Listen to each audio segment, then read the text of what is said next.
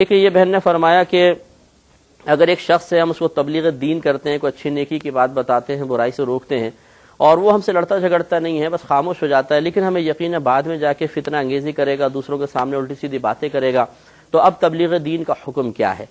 देखें ऐसी सूरत में जबकि हमें वो हमसे कुछ झगड़ा नहीं कर रहा, फितनाबाजी नहीं कर रहा हमारे सामने कम अज़ कम, तो ज़रूर तबलीग करनी चाहिए।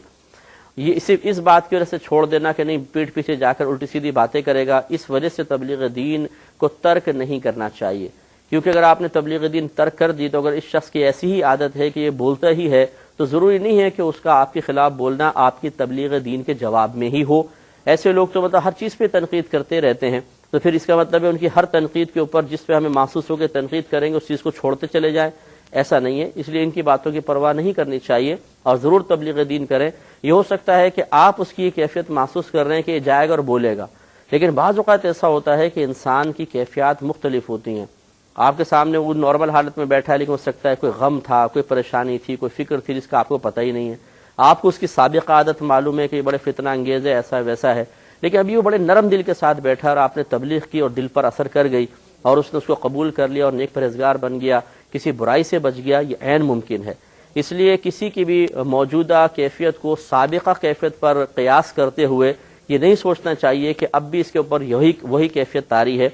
हो सकता है कैफियत बदली हुई हो, तो एतमाद करके तबलीग दीन ज़रूर करनी चाहिए। ने फरमाया कि ये जो नबी करीम सल्लल्लाहु अलैहि वसल्लम ने फरमाया कि बरोज़ क़यामत कच्चा बच्चा जो होगा वो माँ बाप की सिफारिश करेगा, तो क्या मुर्दा जो बच्चा पैदा होता है वो भी सिफारिश करेगा, या मतलब जो यानी जिंदा बच्चा पैदा हो वो करेगा, या मुर्दा भी पैदा हो तब भी होगा। देखिए मसला ये है कि 4 माह के बाद बच्चे के बदन में रूह डाली जाती है।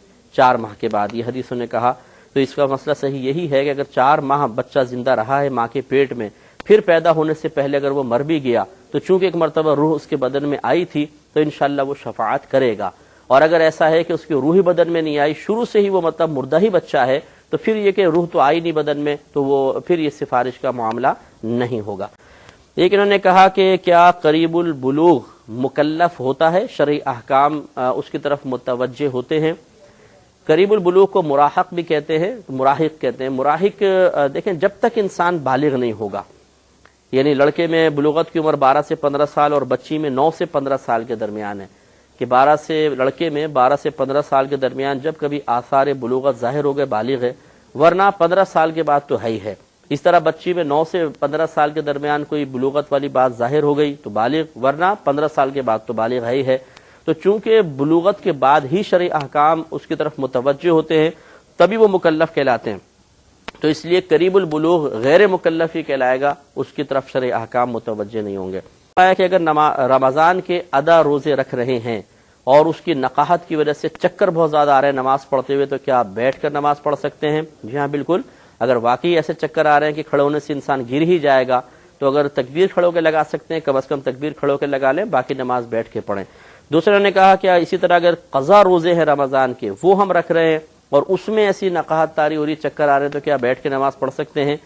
देखिए असल में बैठ के नमाज पढ़ना उज़्र की बिना पर जायज़ होता है, और ये उज़्र अदा रोज़ों या क़ज़ा रोज़ों के साथ मखसूस नहीं है। असल में उज़्र होना चाहिए, वो चाहे अदा रोज़ों से पैदा हुआ हो चाहे क़ज़ा रोज़ों से पैदा हुआ हो, असल चीज़ है उज़्र। उज़्र की बिना पर आप बैठ के पढ़ेंगे, तो नतीजा निकला कि क़ज़ा रोज़ों की वजह से अगर चक्कर आ रहे हैं तो और खड़े होकर पढ़ना मतलब पॉसिबल नहीं है, तो बिल्कुल बैठ के पढ़ सकते हैं, इसमें शरन कोई हर्ज नहीं।